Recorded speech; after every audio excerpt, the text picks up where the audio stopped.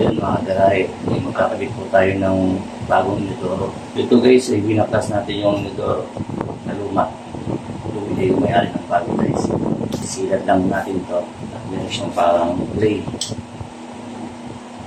Yan guys, ito kinakabit sa ilalim ng inodoro para hindi siya babalik yung tubig.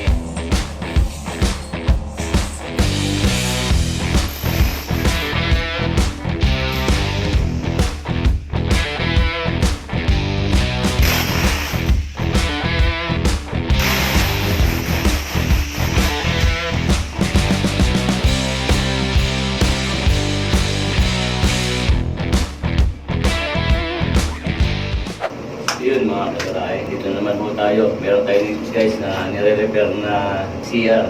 So ito guys, unang may-ari ay tuklapin natin yung dating tiles. Pagpaguhin natin to guys.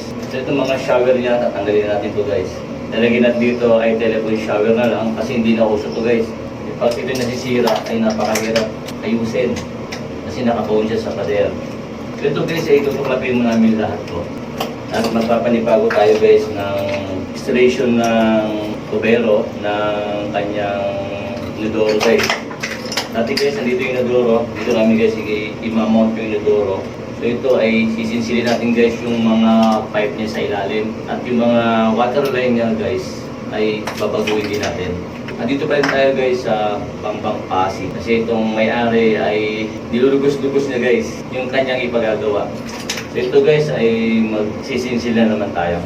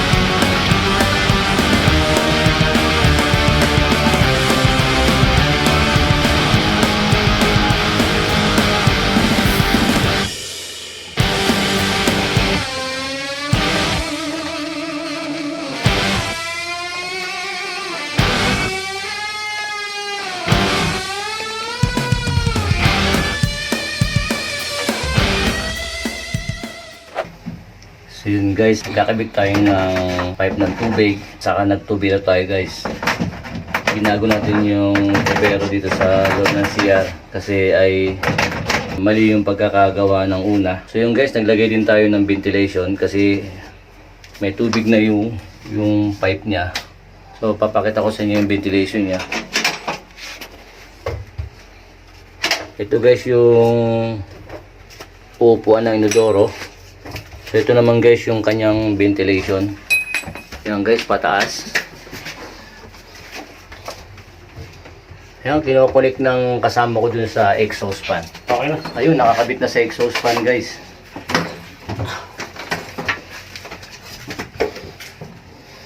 Ayan na, nakakabit na sa exhaust fan. So yun guys, ay maglalagay na lang tayo ng wiring. Yan, lalagay pa tayo ng ilaw dito sa tapat ng laboratory guys. At itong kanyang outlet ng hot and cold. So ito guys ay tatatluhin natin tong switch kasi single lang to, pinagsabay yung exhaust saka yung ilaw. So pag iwalay-walayin natin, kasi gusto na mayari pag iwalay-walayin daw. So ito mag-wiring na naman tayo. Ano makikita nyo guys yung pagkaka-wiring nila doon sa ibabaw.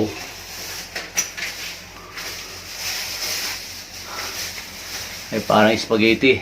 So ito bagong kabit natin to. At ito guys, mga bagong kabit natin to. Ito naman sa laboratory. Ito yung sa drain niya. Ito naman guys yung sa gripo, shower. Ito naman yung drain. Ito naman guys yung sa CR. At ito naman yung uupuan ng inodoro. So yun guys, ay okay na ito. At maglalagay na kami ng wiring.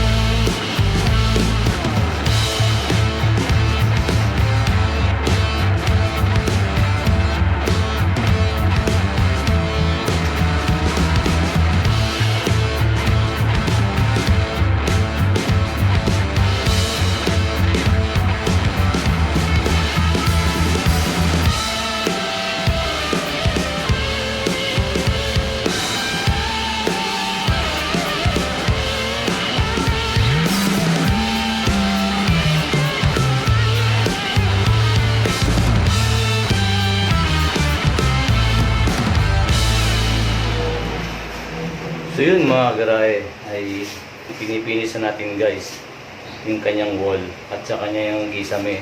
So yung kisame guys ay napintura na natin guys. Ngayon may bago akong kasama ngayon, kalpo guys. Yun guys, siyang nagpipintura dyan sa wall at saka sa kisame. So tayo ay nagpe-preparation para pagdating yung pipinturahan niya guys ay tapos na, pintura na siya ng pintura. Then guys, yung mga baseboard niya ay naglagay tayo ng acrylic sealant guys. Kasi yung mga baseboard niya ay nakanganga na. Ito guys, ang ginamit natin guys, naglagay tayo ng acrylic sealant. Pang cabinet to guys, saka mga pang baseboard, yung mga nakanganga. So inangat muna natin yung mga ilaw niya para pagdating ng finish niya, ibig natin yung mga switch, ilaw ay maayos tingnan. So di na tayo guys nagte-tape kasi bago yung mga ilaw niya guys eh.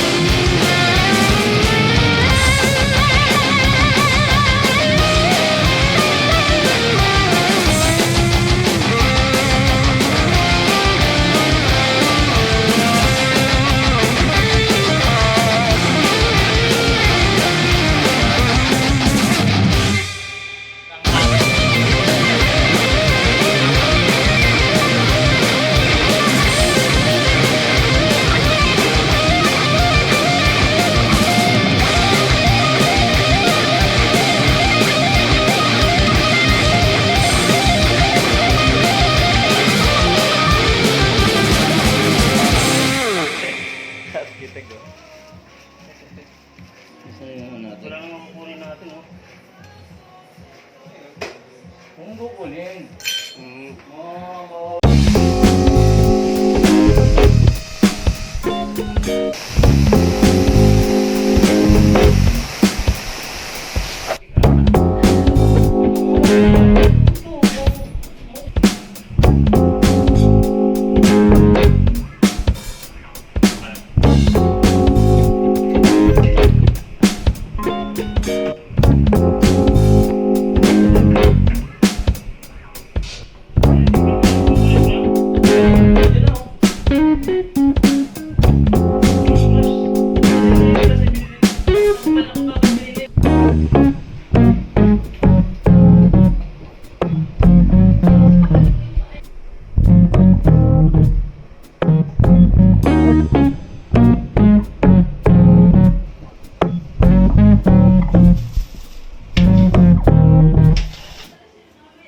So yun guys, tapos na yung project natin guys na CR. Dito pa dito guys, sa Bangbang Pasig. Followers natin to guys.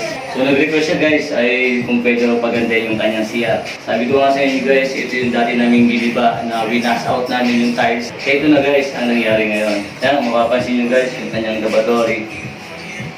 Yan.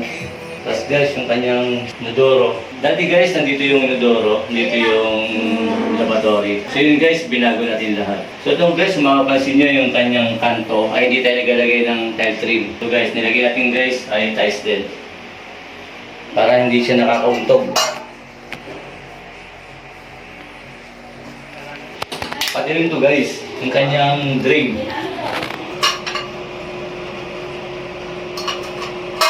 Para guys, mabilis matuyo yung kanyang drain.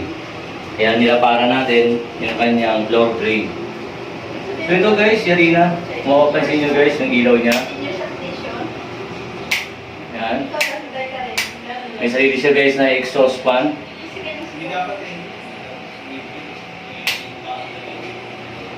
So yun guys, okay na, tapos na.